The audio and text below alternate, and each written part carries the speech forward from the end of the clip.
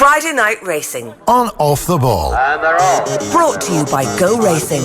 Plan your day at the races at goracing.ie. And you're very welcome along to Friday Night Racing. A very special show coming up for you because we have Aidan O'Brien coming your way in about 10 minutes' time. In the meantime, you're going to have to make do with myself and Johnny Ward. Johnny, how are you? How are you, Ger? You said you had an apology. What was that about? Yeah, what did I text you before the show? I'm going to be late. Before that? Give me a tip for the National. What was your tip for the National? My original tip was Tiger Roll. You know, we love Tiger Roll around these ways. Landed a giant double for us at Cheltenham a couple of years back. Yeah, so I was in the Racing Post offices before I came here. That's why I was running a bit late. And they had 40 little cupcakes that all had the colours of one of the Grand National horses for tomorrow. Okay, yeah. So I was going to bring over my selection and I was going to bring over your selection. I went for duty cost in the end because you said I couldn't use Tiger Roll. So I was going to produce the two of them kind of live for our video today. And the first problem was somebody had eaten my selection and somebody had also eaten your selection. So then I said, what's your second pick in the race? So I got that and picked up the cupcake and I brought my second pick in the race, picked up the cupcake, rushed over here having put them in my bag, and when I picked them out of my bag they looked like a half-eaten silage pit at this stage. So we basically don't have any buns, but you know, as Jim said in the royal family when he offered to make Barb at the dinner and then he went on the feathers instead, it's the thought that counts. It's the thought that counts. Sorry about that. How are you getting on? Not too bad, yeah. I'm backing loads of entry winners. Problem is I backed them at Cheltenham. 3 horses have won already. I backed at Cheltenham. Very frustrating. Entry's always a bit like the second day of a wedding. You're just not sure the wedding day form is going to back up and it wasn't the original plan. It's kind of like a hangers-on type festival and it's a bit like that. But looking forward to Aidan, looking forward to the National. Yeah, OK. Why has entry been so difficult to predict what's going to happen? I think... Stuff like Super Sunday winning when... Yeah, like so I backed Super Sunday finishing the first 5 at Cheltenham in accumulator. He cost me a lot of money, but he didn't get the trip. But horses are not really trained for entry unless it's a Grand National or unless they're not good enough to run at Cheltenham. They're trained for Cheltenham. And then, like, you've 3 weeks between entry and Cheltenham. So if you train a horse to peak for Cheltenham, 3 weeks later, you can't gun the horse in the 3 weeks prior to that, as Aidan will probably tell you. So you're kind of slightly in the dark as to what sort of form he's going to produce because this wasn't really the original plan. So you do get kind of some strange results. We obviously had top of the game beaten in the last race there. We had some strange enough results yesterday as well. But the National is, I think this year is a really good National, I have to say. Like just the whole Tiger Roll story. He's such an unlikely hero. And we've 3 of the greatest jockeys we've ever had who turned 40 or have turned 40 this year riding in the race, and I would suspect one of them won't be riding in it again. I'm just not sure which one. Yeah, so you're talking Ruby, Davy and Barry Gertie. Okay, yeah. And Richard Johnson, who's 41, bidding to win the race for the first time and rock the Casbah. So you have 2 lady riders in the race. Woman has never ridden a winner of the National. So I think there are so many stories and hopefully maybe one of them will come true. All right, I'm going to just tell everybody about this big show we have coming up first before we get into talking about the National in a bit more detail and a bit more about some of the news stories that have been happening. We have a massive show coming your way later this month. It's in advance of Punchestown. Ruby Walsh is going to join us live and in Technicolor in the Alex Hotel in Dublin on Wednesday, the 24th of April, as we preview the grand finale of the jump season. It's the Punchestown Festival. 39 races, 12 Grade 1s, 3 million quid in prize money. It's going to be great. You can get your tickets for that show now. It's a live show. You can come to the show. Yeah, head over to offtheball.com and stay listening over the next few days because we will be announcing some more very special guests. It's the Punchestown Festival preview on, the Punchestown Festival obviously the 30th of April to the 4th of May. Our preview is on the 24th of April in the Alex Hotel, and the tickets for our racing shows always go really quick because they're great. Punchestown, it's your kind of town. Punchestown.com. It's not really a town though, is it? It's more of a field, Punchestown. Is it a little village? Their tagline, don't be going...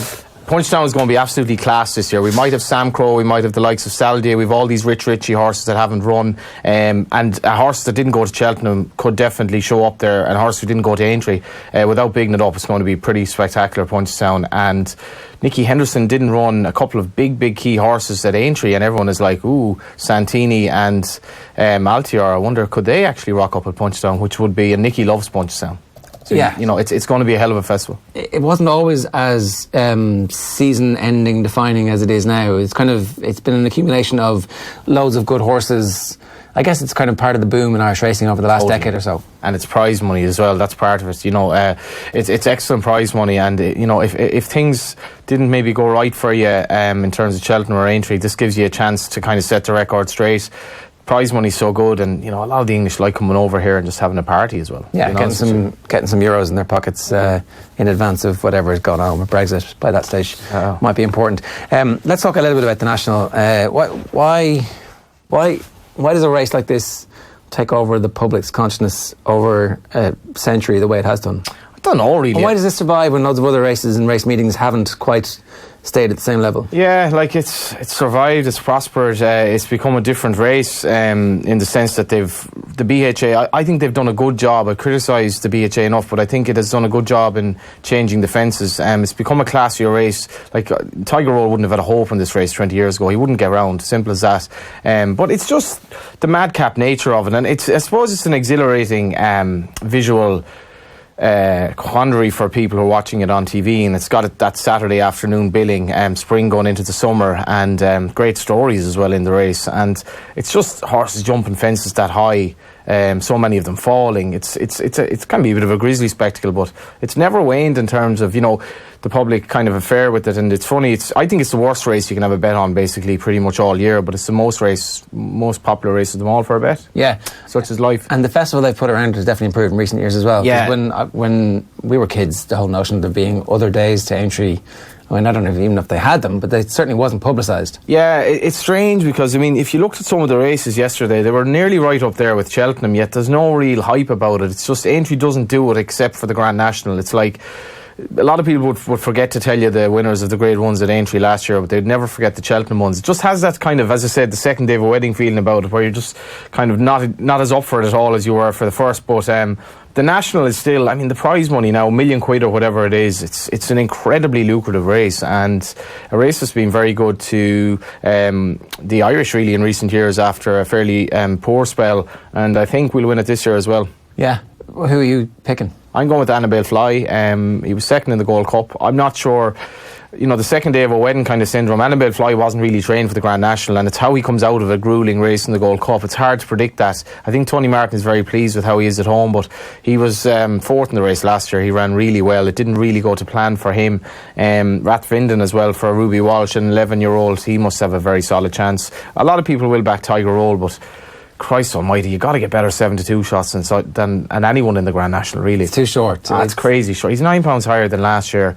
I watched the race back as well. He was very nearly brought down last year. What's to say something won't go wrong? Eddie O'Leary was talking to this morning. He said he's an absolutely ridiculous price. Now, he would play it down, but I think he's very, very short. Yeah, so it's not that you're opposing him. It's not that you think he's going to get beaten. It's just that you think there's better value. Would I back him I'm not sure I'd back him at 7-1 really if I didn't know the odds before the race. It's a race where you really should be getting 7 or 8 to 1 the field. Annabelle Fly is double figures. A couple of others like Gordon Elliott could definitely spring a surprise. The likes of Dooney Cost, Mala Beach. Pleasant Company second in the race last year. He can't be underestimated. Isn't it the type of race that where the experience of getting around and being successful is something that you kind of certainly to run into a place? A horse that finished second last year is good odds.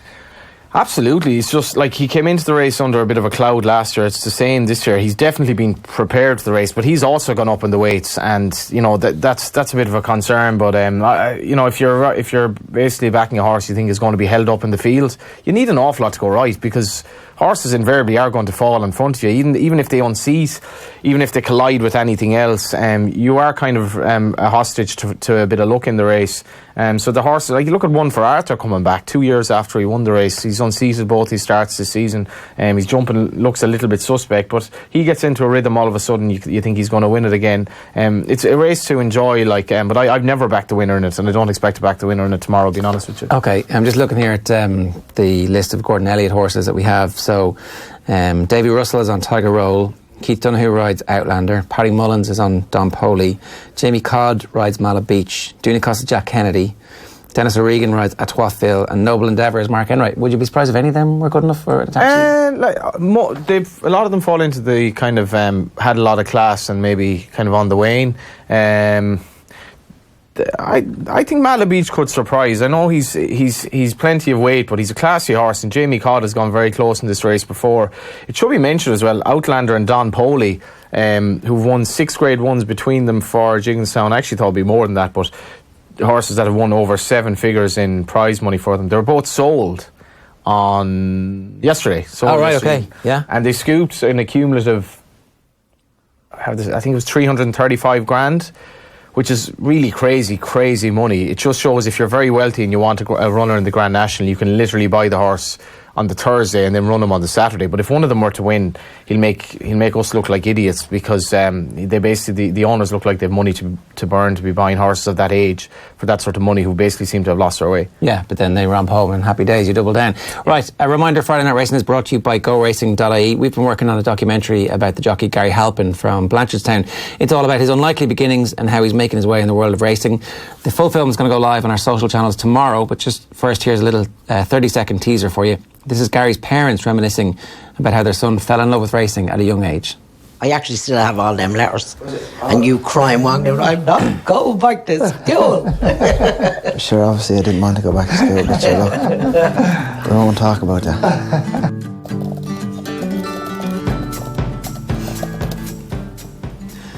Yeah, that full documentary is coming your way tomorrow afternoon on all of our social channels. Now, let's go live to Ballydoyle and say a very good afternoon to Aidan O'Brien. Aidan, how are you doing? Thanks for talking to us. Your pleasure, Ger. How are you? Yeah, great. Listen, thanks a million for it. We were just chatting a little bit earlier on about some of the stuff we'd like to talk to you about. And this time of year, we've had so many of the flat racing fraternity in, and there's just a sense in spring when everything is possible. All of your 2-year-olds could go on to become absolutely sensational horses. It must be the best, kind of most exciting part of the year for you guys.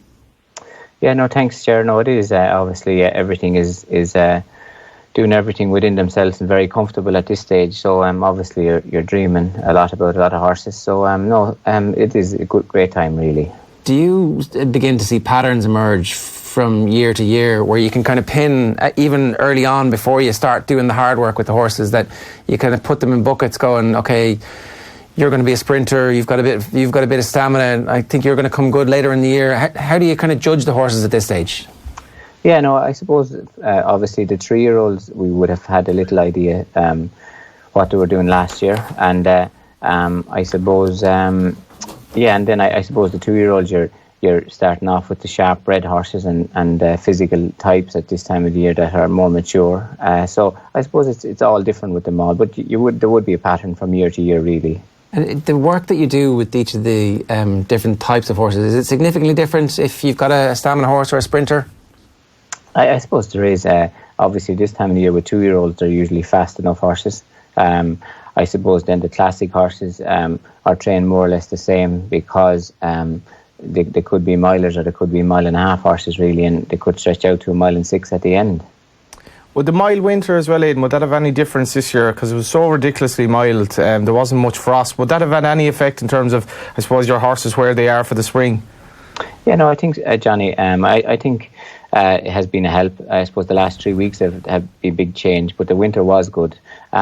We've been happy with our horses. Obviously, when we ran them at Leopardstown, we felt after the race that a lot of them were going to improve plenty from their runs. But we were happy. They had done more grass work this year than last year, because the winter was probably heavier and softer last year. But it's always an advantage, really, when it is mild. Is there a template for mile horses that you've kind of honed down over the years, that you start out and you're kind of going, okay, this is how I think I'm going to train this mile horse, and this is how I'm going to train this 1.5 mile horse? Is it just kind of second nature to you now at this stage, given the amount of experience you have? I suppose every horse is different, and just because they're a stayer or a sprinter, it mightn't necessarily mean like that's the way they would want to be trained. I suppose every horse is different. Some take a lot of work, some take very little work. Some take distance work, some take short work. So I suppose they're all different, really, and it's to try and work them out kind of fairly quickly, really, I suppose, is what we try and do. As well as, I suppose, any time I was down in Ballydoyle, it's just the calibre of your work riders. To have those, a bit like Gordon Elliott, how he delegates responsibility. And I know you mentioned people after the race to look after horses, but where would you be without those work riders? I know, absolutely. Johnny, obviously, as everybody knows, it's a big team effort here, and we just feel very privileged to be part of the team. Like you said, we're very lucky to have an awful lot of very special people here, riders and yard people, grounds people, so that's what makes it happen, really. How much of a joy is it to have Dunica for another year as well? Yeah, no, it's good. Obviously delighted. He's a massive help to us. And he did 9 stone the other day in Navan, which was great. So, really delighted, Johnny, really. Are you, just in terms of the data points that you're looking for from a horse at various stages of the season, are you working with stopwatches and saying, okay, this is good time, or is it purely visual to see how the horse is responding when you put him under pressure and you ask him for a little bit of extra, I'm talking about training now? I think it's a little bit of everything, really. Like all the data is collected, the times and the heart and the bloods, everything about them, their weight, and visually. So it's all kind of part of the mix, I think, and it's all information, and information is always a help. And did you get better at interpreting that data, or was that always something? Because it's not like there's a sudden burst of late success that you kind of go, okay, you've peaked as a trainer. Your success has been very, very consistent from the very get-go. So obviously, initially, when you probably didn't have all that data, you were still doing a lot of the things you're doing now. You're kind of layering on the information and the extra science as you go. Yeah, no, I suppose obviously new things come on board, and we try all the new things. Like I said, it's information, and it's information for everybody else as well. So any information we think we can collect, we collect it, and then when we go start making decisions, if we need to go for it, it's there. So it's I think everyone has to move forward when you can collect information, and there's a way of doing it. It doesn't have to control you, but it's always a help to have it if you do need it. Yeah, because we talk about this in all sports, and we're kind of fascinated by the people who are successful, particularly now when you've got the ability to monitor the amount of protein in the diet, the amount of fluids, the whatever blood metrics you're taking and analysing and spitting through the science. But sometimes that can be overwhelming if you don't already have a clear vision of what it is you're trying to achieve. Yeah, no, I think so. It's like what you said. You have a feeling, and obviously visually it is very important. And then it's great to have the other information to go on if you want to make a decision, or if you're in a corner or you're looking for something else to push it one way or the other. You don't have to do it, but it's great to have it there if you do need it. Yeah, and just I suppose you have a bit of a milestone this year in terms of the age, but are you as hungry as ever in terms of that joy you have in the spring when the season is coming? I know Kevin Prendergast is 86, so he's a few years in you.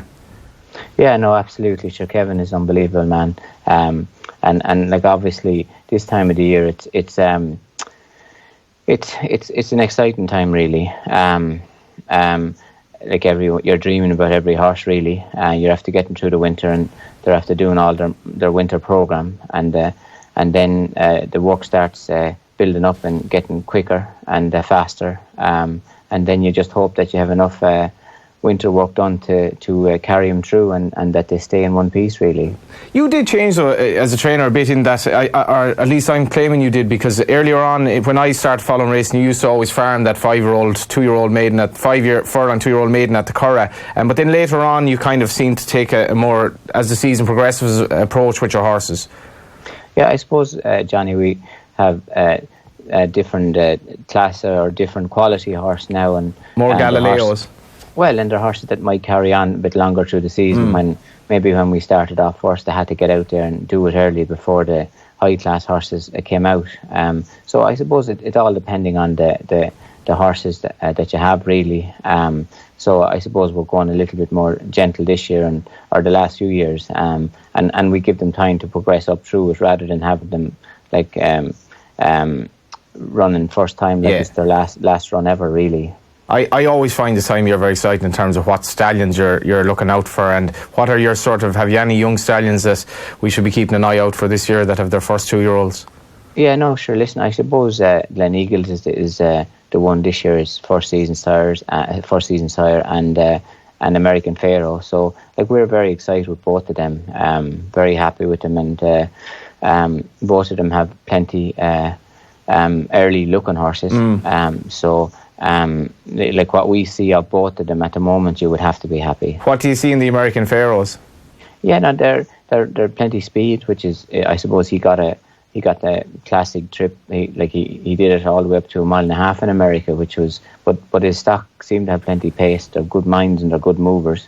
Like you couldn't be happier with what they're doing at the moment. I suppose just to start looking at the season ahead, how exciting is 10 Sovereigns? He's obviously leading fancy for the Guineas, and could he get the mile? I know Donncha was kind of suggesting to me that he's so fast he might not. Yeah, no, like obviously you won't really know until you do it, but there's a good chance that he could. He's very relaxed. He's going through his work very relaxed. He's not panicking or wanting to get anything over and done with quickly or anything. Like the same, you'd have to be very happy with what we're seeing at the moment. Obviously, as we get closer to the Guineas, we will know more every single day. But at the moment, you would be very happy. There's something about his stride at the end of his races that just seems to me to mark him out as a little bit different. He's a very big, easy mover. He's a great capacity. He goes along in second gear, and I suppose that's the way he was at 2. And he always, I suppose, at 2. The last day he ran, when Donncha really wanted him, he did knuckle down for him, which was a great sign, really.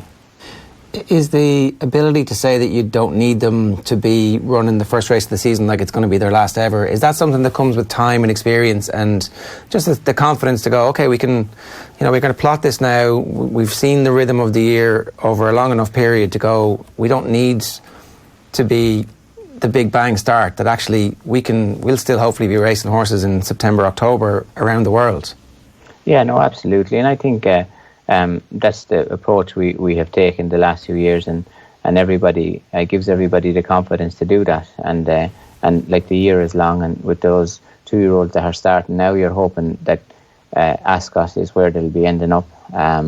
And then if they're good, they'll go on to the end of the year from there. So it is a long game, and there's a lot of races to take part in between now and the end of the year. So I suppose if you're too hard on him now, you might not make that far. In terms of physicality, Magna Grecia would have obviously impressed a lot as a 2-year-old, and how has he come on? Yeah, good, Johnny. We're very happy. He's a lovely mind. He's very laid back. Physically, he's done very well. He's a big, strong, powerful horse now, but he has a great mind. He's out of a Galileo mare too, which is a big help to him, and he's obviously by Invincible Spirit. So, no, we're just having a bit of trouble with that Skype line. Let's see if we can get it back there. Yeah. What was that? That last horse we were talking about? Yeah, Magna Grecia. He won his maiden very well. Ended up winning his final start of the season as well. He just looks a gorgeous horse for probably the Guineas. He looks like he might start off in the Irish Guineas. Won for Chorty at the end of last season. Just a horse who looks like he would progress as a 3-year-old. 3-year-old this year. What do you expect the difference between a 3-year-old and a 2-year-old to be? Like, what is it? It's kind of physically like we had Patrick Prendergast here about Skitter Scatter, and she's not very big. So basically, it's a bit like a minor footballer. I suppose humans grow till they're 21 or whatever like that. Supposedly, if you're a small minor footballer, you're probably going to be handicapped as a senior footballer. But that's definitely accentuated in terms of horses, because you're going to be taking on bigger horses. And generally, Galileos are just bred to be 3-year-olds. They're bred to come into their own. And Magna Grecia physically is certainly designed to come into his own, whereas some horses are sharp and they're more likely to be fast 2-year-olds who may not train on. Okay, basically. So you hope that the horses progress, but you can't guarantee that they're... Like, obviously, the bloodline suggests that this is what's going to happen. Yeah. I guess when you're training them, that's as unknown a quantity in some ways. It's not quite as unknown, obviously, because you've got some benchmarks that you're operating against from the previous season. And yeah, like I think Aidan, in fairness, would say that he is, and he never, fails to mention, but the influence of Galileo, and you can nearly set your watch by Galileo horses. They're hardy, they want to win, they train on, and they're generally very good. A lot of them win derbies and Oaks and Guineas and so on and so forth, including Glen Eagles, who we referenced there as an exciting first season stallion. And Aidan had obviously the saddler as well as bloodline into Galileo, and Galileo has been the mainstay of the Ballydoyle operation for years now. And I think in terms of the legacy that Galileo will leave, it'll be up there with the legacy that Aidan will leave. Okay. In terms of their sons and daughters as well, that should be mentioned. Yeah, we'll go back to Aidan O'Brien as soon as we can re-establish some contact with him. We may as well look forward to the racing in Ireland here this weekend. We'll talk again a little bit about the national, just to recap exactly where we were. We're talking about Guineas Trial Stakes, really. Yeah, obviously it would be nice to get Aidan back for this, and hopefully he will be able to shine some light on his runners, because his runners this time of year, I find, are generally they do come on for a run, and that's because they're basically trained to have a long year. It's a long year until November. Yeah. And I've no issue with that. You can't have a horse fully ripe every day of the week.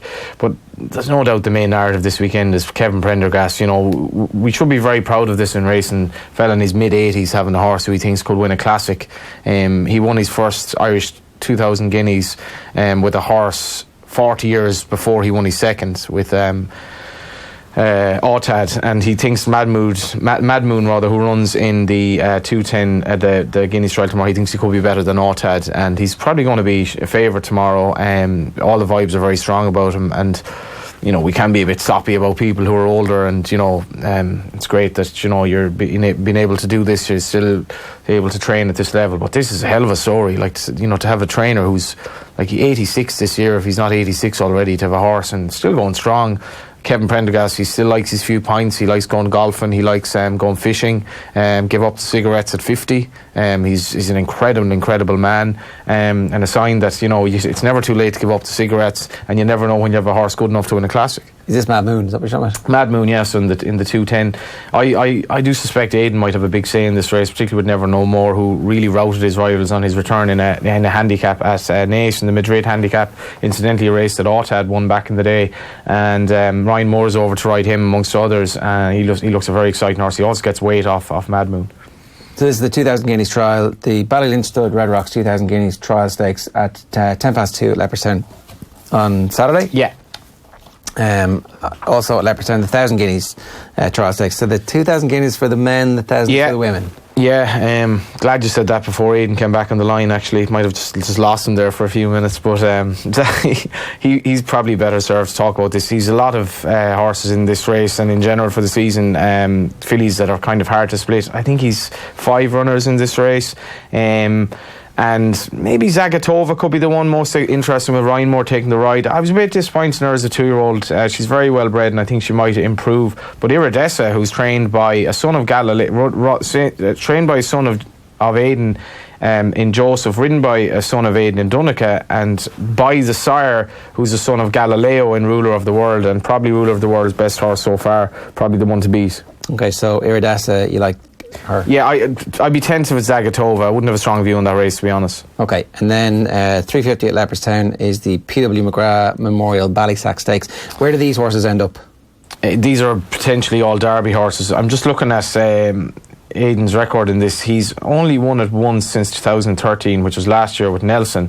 But then you go back to some of the winners he had, and it's just names that kind of, you know, evoke so many memories. Galileo in 2001, High Chaparral in 2002, Yates in 2004, Fame and Glory in 2009, and these were special horses. Now, I think again Aidan might have changed his training a little bit in that he doesn't necessarily anyway run his best potential Derby horse in this race, possibly because Epsom is such a mad track that he might like to run them more so in Chester, which is a bit more like it. You're always in the turn, and it's also quite early in the season. This is the Ballysacks. It runs into the Derrynstown trial as well at Leopardstown, but he does have obviously representative in the race in Broome, Sydney Opera House and Sovereign.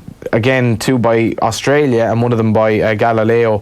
Tankerville is a very interesting horse for Dermot Weld, who had a 4-timer the other day. Again, Broome is the mount of Ryan Moore. He was just touched off at Longchamp on Arc weekend, but as I say, you wouldn't be that sure how these horses are ready this time of year.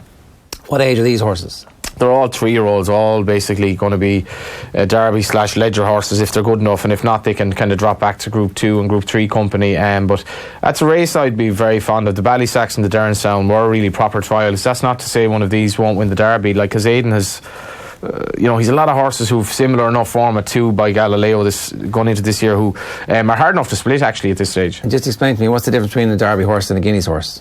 So you could do both. See the Stars won both, but it's very hard to be classy enough to win a Guineas and then have the stamina to win a Derby. So the Guineas is just a mile. The Guineas is a mile at Newmarket, a straightforward straight mile, relatively straightforward at Newmarket, and then the Derby is a mile and a half at one of the maddest tracks in the world, basically. And to be able to do both.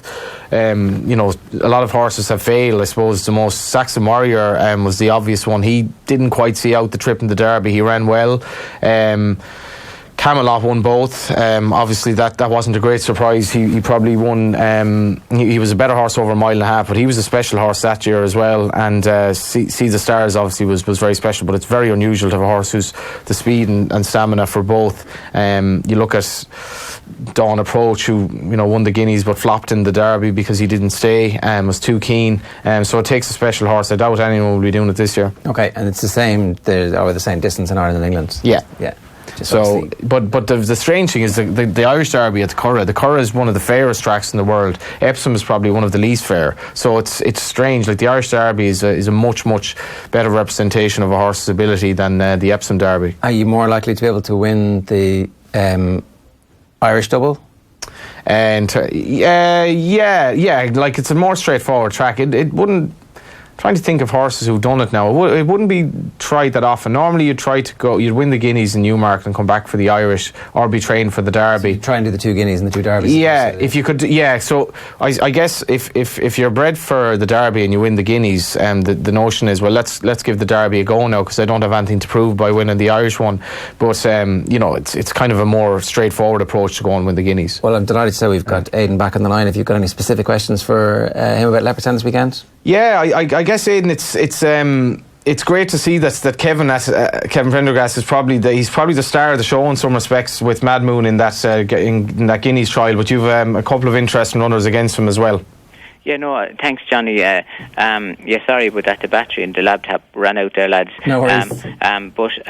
No, sure. We have some runners. We have a horse that won in Naas there, Johnny, running against Kevin's horse, and we've a horse that ran in the same race in Naas. So it'll be interesting. Hopefully the ground won't be too soft there.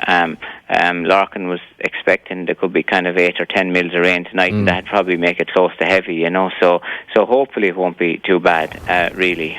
San Andreas is a fascinating horse, because I thought he had a lovely run at Naas in his return as well. Sorry, Johnny, which horse? San Andreas? Yeah, he did. Yeah, he had a nice run. Ryan rode him.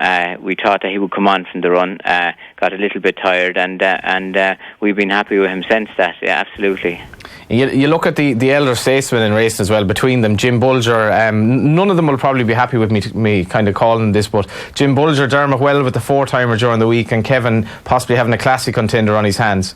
Yeah, no, absolutely. Listen, they're great men. Obviously, Kevin is unbelievable. Dermot and obviously Jim. That's like we were very close to for a long time. And still are. So listen, they're unbelievable men, really, and they set the standard all the time, and for everybody, really. Just in the fillies race as well, you obviously have a scatter of runners, and I guess it's kind of starting out the season in terms of them.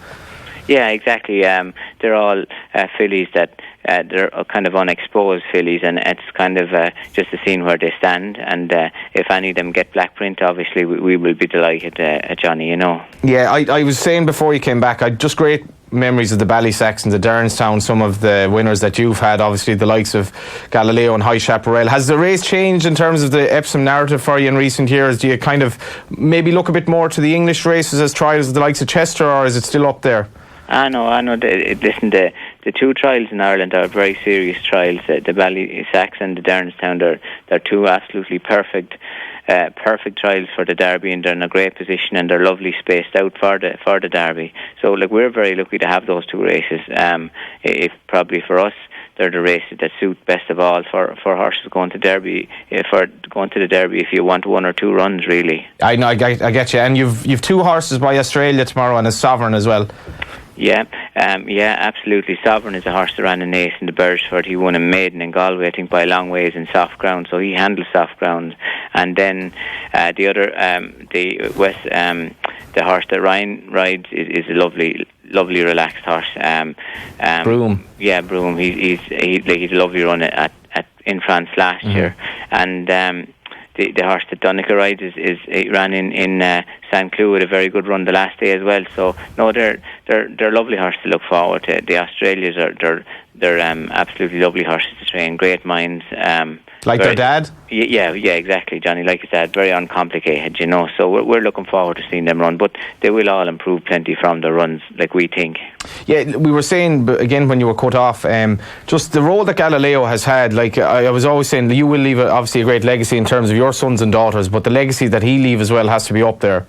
Yeah, no. Listen, he's an unbelievable horse. Like the influence he's going to leave on the Turbo breed is just going to be like, at this stage, incalculable, really. Like both stallions and dams, you know. So it's the trait is so strong. His mental genuineness and stamina. The traits are so strong. It's incredible, really, and it's going to influence an awful lot of pedigrees for a long time. Because in terms of you have horses that stallions will throw up this and that, but you know, with the Galileo, I don't know what it is. He seems to produce very, very similar horses in terms of their mind, temperament, maybe physicality, but also the fact that they obviously want to win, but they've stamina and speed, and obviously they're generally very capable horses. It just seems you could, if you were to design a stallion, you design Galileo. Yeah, no, I suppose what's very unusual in him is the will to win. It's the mentality that he puts into him, and there's no stallion anywhere in the world that does it to the extreme extent that he does. It's just that pure genuineness and toughness and a capacity to cover ground for a long time and keep going, you know. So it's very, very unusual, really. If I was saying to Ger that I was struggling to pick the national winner, the Derby winner as well, I find this hard because, Aidan, I have to be honest, I struggle to kind of split your potential contenders at this stage. Maybe Japan might be the one I'd be looking towards. You have Anthony Van Dyke, and obviously you have the horse running tomorrow. How are your potential Derby horses? Yeah, sure, listen, I suppose we're the same as everybody else. They're all there, thankfully, at the moment, and they're all in full work, and they're all nearly ready to run. And obviously we could only run so many. I suppose then the ground looked like it was going to get heavy tomorrow, so we kind of went a little bit for the horse that might handle soft ground. We're not sure about Ryan's horse, but we think there's a chance that he will. So I suppose I'm very happy with them all, really. You saw it, you named them all there. Johnny, or most of them. So wintered well? Yeah, they've wintered well, and physically they look well, and they've done and are doing plenty of work. So the trials are going to be very interesting, we think. Yeah, it's interesting because Ryan doesn't really ride at Ballydoyle. Isn't that normally the case? Yeah, no, he's been over a good bit this year. Right. Yeah, so more so than any other year. Like obviously he hasn't come that much the other years, but he's been with us a lot more this year, Johnny. He's enjoying the hospitality. I think so, yeah. Absolutely. Can I just go back to Galileo? Did you know when you saw him the first time that this was a special horse? Like, or obviously he has to back up being a special horse with the results too, but like the first time you trained him, do you remember that? Is that something you're like, ooh, what's this? Yeah, Jerry, he came from Coolmore, very highly rated horse, kind of the highest rating any horse could really get. And how the lads do that is kind of on physical pedigree and mentality. So the three things are taken into account when the rating is given, and he came with the absolutely top rating. So obviously because of that, he was always looked on as a little bit different. He was trained as a 2-year-old. He'd only one run at the back end, but he was ready to run a few times and didn't run. But he didn't run until maiden in the back end, and he won his maiden, I think 14 or 15 lengths, which is very, very rare, very unusual for a 2-year-old to do that. So I suppose he always had that special tag on him, like the whole way from before he came, when he came, and then when he ran and showed what he could do. Listen, it was extra special, really. When is that rating that you're talking about? Is that an actual number that you get passed over? It is, yeah. It's a number that the lads put on the horses when they come, and like he had the highest. Like would be as kind of high on the scale as they really could come, and so obviously he got that from a very early age in Coolmore. And the older horses this year, who are you most looking forward to? Obviously Kew Gardens sticks out a bit as well. Yeah, it'll be interesting with Kew Gardens. He'll probably look at the Coronation and maybe a run before that. So he's done very well physically. Very happy with him, and like he's a horse that handles nice ground, so he could go there, and he could go those races the high summer as well. Yeah, it's interesting you say that as well, because people don't talk about the progression from 3 to 4 physically, even though it can probably be every bit as, I suppose, important as the 2 to 3. Yeah, no, I think so. I think that's where you can some horses can change an awful lot. Sometimes they don't always change from 2 to 3, but if you're going into a 4-year-old, like sometimes you can see a serious progression, really. And how, just before you go, I guess, how excited are you about your 2-year-olds? Yeah, no, happy with them. Hopefully we'll have runners maybe next weekend. We were nearly going to run something tonight, so we didn't. We said we'd give them another week. So no, they're going lovely. Everything they're doing looks nice at the moment. But like I said, hopefully I think the Curra was next weekend, but I think it's moved to Naas. So hopefully we'll have something running there. Is there any racing fans? They love to kind of pick out a bit of a puzzle and figure it out. Yes. Is there any horse you can give us without naming him, but give us a clue as to a horse to look out for? Maybe like some sort of obscure clue or his pedigree or something. If you want to name him, you can give him too. For our legion of fans. In what way? As a 2-year-old, an unraced 2-year-old. Oh, you want an unraced 2-year-old? Don't need his name, but give us a clue. Yeah, no. Listen, there's a American Pharaoh horse might run next weekend. Listen, if he runs, you have to keep a good eye on him. Okay, that's all we need to know. Yeah. I did have one last question. It's the weekend of the Grand National, and obviously, the early part of your career was festooned with success at National Hunt. Do you miss the National Hunt in or any aspects of it, really? Actually, we would, yeah, absolutely. We'd watch it and very interested in it all the time. Obviously, we love watching it and seeing all this going on and how strong it has become and developed. So no, we get great. I suppose pleasure out of watching it. Absolutely. And would you have any intention of going back to it at any point and getting sucked back in? Actually, I suppose at the moment we're very busy and the winters are busy. So I suppose it's to try keep doing what we're doing at the moment anyway. My final question just is, how is Anna keeping? I know she's been very busy on the training side of things, helping you out. Yeah, no, good, Johnny. Everything going good. And delighted. Anna's a big help to us here, and we're obviously delighted to have her here with us. Listen, thanks a million. You've been great with your time, Aidan. Yeah, pleasure. Pleasure, Ger. Pleasure, Johnny. Get a new set of batteries. Yep, thanks very much, lads. Appreciate it. Yeah, thanks, lads. Aidan O'Brien with us this week on Friday Night Racing. So, an unraced 2-year-old from American Pharaoh who might run next week. Yeah, it's really weird to have an American Pharaoh. Coolmore obviously procured him, but it's very interesting to have an American Pharaoh in Tipperary, really, considering where that horse came from. But yeah, the one thing I think we can guarantee about him, he'll be over bet anyway now. Everyone's going to back, probably get the wrong one as well. Aidan will probably run 2 in the same race and we'll pick the wrong one. We can back them both. But that's exciting in that, you're looking for these kind of slightly left field stallions maybe in Ireland, because he mentions Glen Eagles, and he would be inclined to mention Glen Eagles in the sense that he trained him, and obviously he's Coolmore, but he's an exciting stallion as well. But American Pharaoh is kind of I suppose, has a sex appeal in terms of stallions this year. Okay, a reminder, of course, Friday Night Racing is brought to you by GoRacing.ie, and you should check out GoRacing.ie before you make any of your weekend plans. If you need cards, if you need any information on anything that's going on, check out GoRacing.ie. We do have to make our bet this week. I just want to get the exact script here. So, the Tote Irish Injured Jockeys Charity Fund remains. It says remains. That's €3,114.44 after mooted effect. Is that the correct pronunciation? Touched off by a head. Just failed by a neck at Limerick last Sunday. It says failed by a neck at Limerick last Sunday. How you doing, Johnny? Tipping winners over there for us. Yeah, fail by a neck. Fail again, fail better.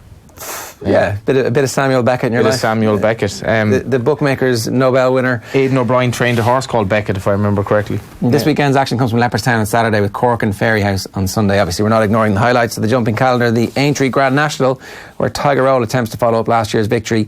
Remember, you can enjoy the Tote versus SP best price guarantee for all Irish racing, along with the action from Aintree this weekend. Check out thetote.com. What are we backing?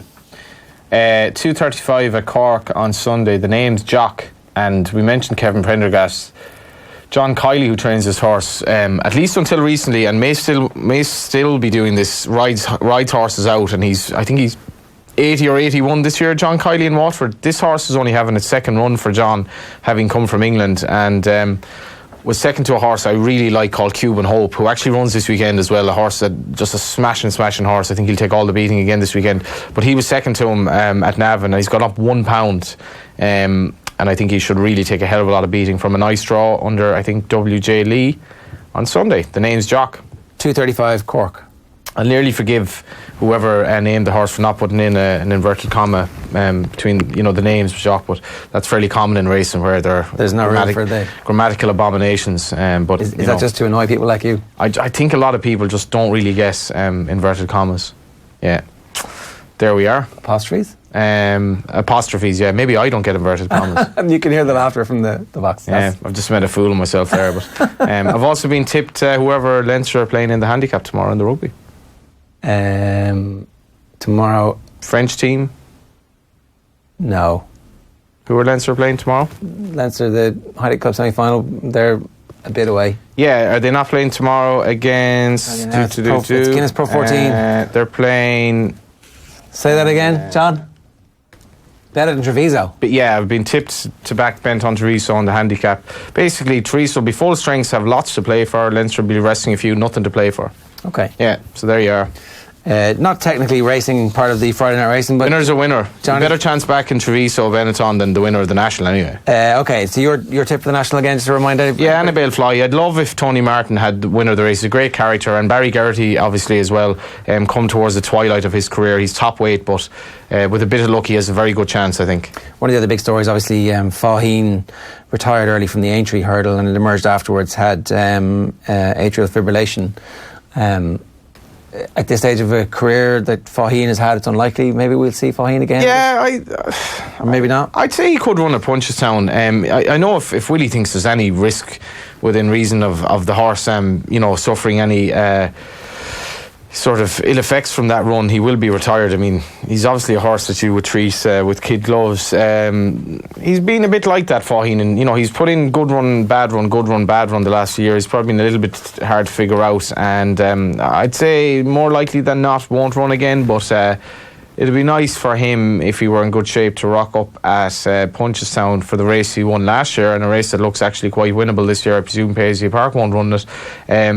And I'd love to see him run again. He would literally bring the house down, but it's certainly a horse that's very, very fondly remembered by everyone. Okay, one last thing about the flat season. Obviously, we've been following horses all winter long, and we'll stop following them at the end of Punchestown, obviously, which is the season grand finale.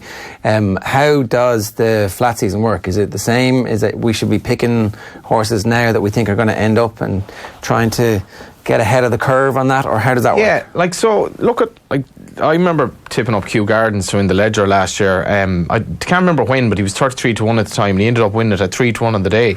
That seems like a long time ago now, and I mean that in every possible way. But in any event, you can look for horses that you think, especially for the Ledger, like a race the bookies aren't looking at, and look for races maybe the Derby is more a race that they're going to look at. But if you look at the Ledger and say that's a horse that Aidan O'Brien is going to run in that race, he's definitely going to stay. He could be 33-50-1 now, and he could be favourite on the day if he progresses. And Kew Gardens actually was slow to get going as a 3-year-old. He's going to run in the Ascot Gold Cup. Look at the Ascot Gold Cup. What do you think is going to run in that race? What do you think is going to run in the Arc there later on in the season? But it's just, there's definitely value there, because not many people right now are backing flat horses anti-post. They're backing for the Grand National, or they're backing this and that. And basically in Ireland, Michael Collins probably pioneered the act of guerrilla warfare, and betting is like guerrilla warfare.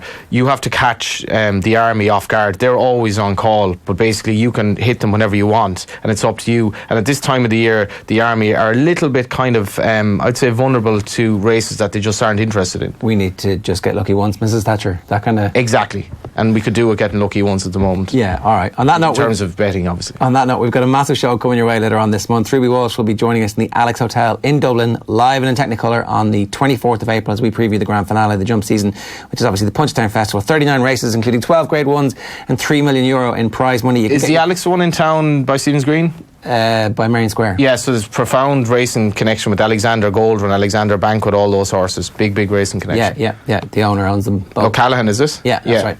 You can get your tickets for that show now on offtheball.com. You can stay listening over the next few days, because we will be announcing some more very special guests. Although we started with a biggie, right? Ruby, who I promised will be in good form that night. It is the Punchestown Festival. Can you promise Ruby to be in good form? April the 30th to May the 4th.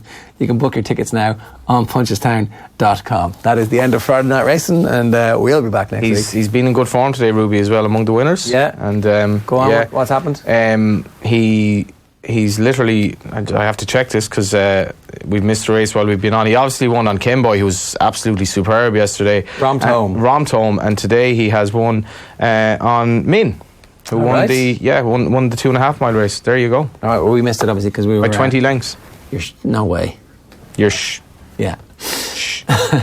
Safe for broadcast. Clip. We'll fix that on post. Good night. Hope you enjoyed Friday Night Racing. Stay tuned to all of our social channels, particularly youtube.com/off the ball. Just hit subscribe, and every time we go live, we'll let you know with a little ping to your phone. Thanks. Friday Night Racing. On Off the Ball. And they're off. Brought to you by Go Racing.